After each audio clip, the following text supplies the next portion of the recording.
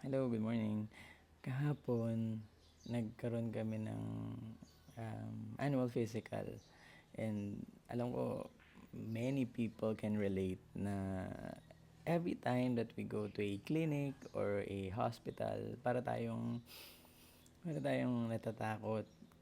Bakit nga ba? Bakit when it comes to us going to a medical facility, para tayong laging medyo scared ng konti?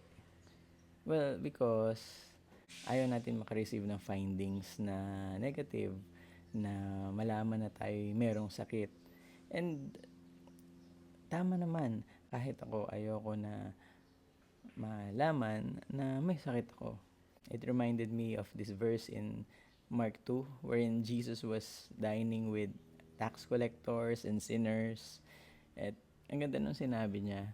It says here in Mark 2:17, "Those who are well have no need of a physician, but those who are sick. I came not to call the righteous, but sinners." Galing. Because Jesus came here for us, for sinners.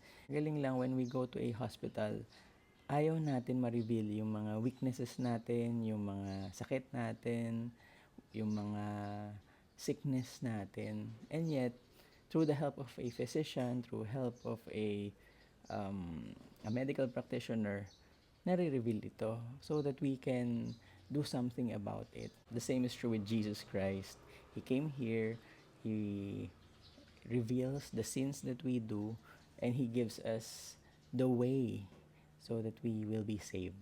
And that is through Him. If we believe in Him, have faith in Him, then we will be saved. And thankfully that Jesus Christ came for us so that we can be in His presence forever.